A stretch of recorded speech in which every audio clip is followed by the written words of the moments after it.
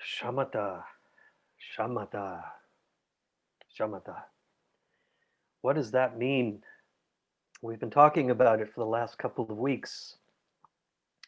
Um, it's a practice in Buddhism, in Buddhist meditation. It's like the foundational practice of calm abiding that comes through concentrating the mind on the object of attention, practicing one pointedness in an open way with just a little effort to keep your mind trained on the object of practice, and otherwise effortless and releasing into relaxation. And there are three, shamatha largely comes with three categories of experience. The first is relaxation, and that is really sort of the window into our meditative practice is to relax. And often we begin by focusing on breathing. So the exhale allows the body to settle, to relax, to let go. And the idea here is that relaxation is really the doorway into clarity of mind. That it's hard to sort of have clarity if the body is still tense and tight because it's a mirror of the mind's busyness. So the importance of relaxation can't be overestimated in this, and that's why shamatha is translated as calm abiding, a mind that settles as the body relaxes and the breath allows us to let go, and the mind settles into a state of a little bit more of a quiescence, stillness. So calm abiding through relaxation. The second category of experience then is is stability, and it's now that the mind has settled, the key there becomes how do I just allow the mind to be stable? So we may be utterly relaxed, but it's still, the mind can still be sort of playing out. It can just get drawn back into so many things or triggered or reactive. So um, here the key is to stability is largely equanimity. It's largely a state of simply allowing things to be as they are without having to change them. And that includes um, things that we may not like or feel in the moment, or emotions we might be carrying, but bringing a sense of non-judgment and kind of an open neutrality, an even-mindedness to things as they come. Um, so relaxation and then stability. So cultivating a sense of one-pointedness leads to the mind that is maybe less shifting. And this is sort of the practice. This is the muscle we exercise in practicing. The object of meditation um, in shamatha practice is varied, and so we may begin with the breath, with the body, with the tip of the nose, feeling the breath coming in, going out, to an image of some kind. We may meditate on the mind as being like a lake, a clear lake, with water that may have ripples in it, which are like the thoughts, and then the mind settles into the deeper water where it's clear and still. The surface is reflective, it reflects things around it, but isn't associated with the reflections. It just simply mirrors what's there, but it remains clear. And so those are what we might also call signs in shamatha, objects, images, things like that. Last week we practiced with a shining dot in the forehead, which is very, it's traditional to Tibetan shamatha practice. And there are gradations of things we practice with from, sometimes the teachings will say, visualize a pebble in the middle of the forehead, a stone here. You can also visualize a little Buddha right here in the center of the forehead. Maybe it's a different being or a different deity. And so these are all there to sort of allow mind to settle, to rest, to return when it wanders. Um, and so the sense of stability, of equanimity, and of return to that place of stability and of neutrality. What we then find, and so here with these two first categories, we are able to stay in a deeply effortless, relaxed state, but also cultivate enough one pointedness of mind that the mind is stable with that quality of equanimity. And then the third quality here is observing the mind, observing.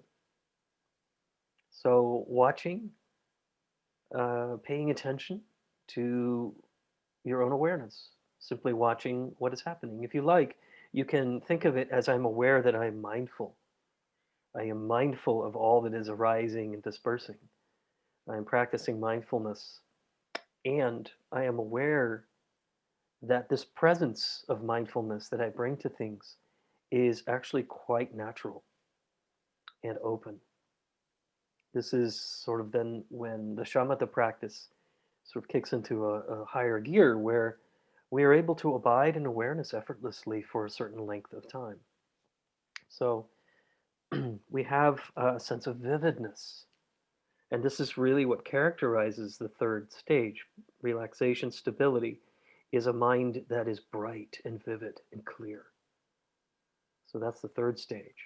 Um, and as such, we are able to simply bear witness and know that we are witnessing awareness, witnessing content, thoughts, things like that.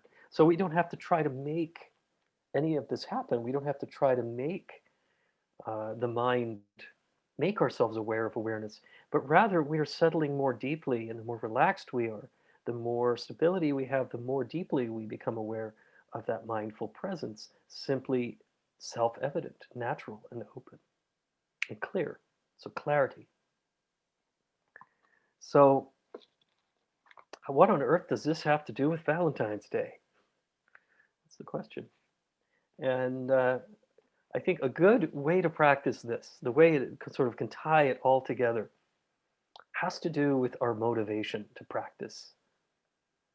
So, as we've been talking about shamatha, it may be that, we're wanting to learn sort of more skillfulness, how to settle, how to practice ardently, and facilitate the beneficial conditions for a mind that is really deeply able to rest and relaxed in meditation. And what I find helpful here is to come back to motivation, to deepest intention for the practice. Yes, my own well-being, my own settling, my own sense of feeling awake and deeply at ease at the same time, this restful alertness. Ultimately, maybe it has to do with awakening. And this is the yes, and we also, maybe, and I just dropped this as a seed, are practicing also for the benefit of others. So that it's not just, I want to be free, I want to feel good, I want to enjoy lasting, natural and lasting happiness and well being, but I also want to be present and available to others too in this way.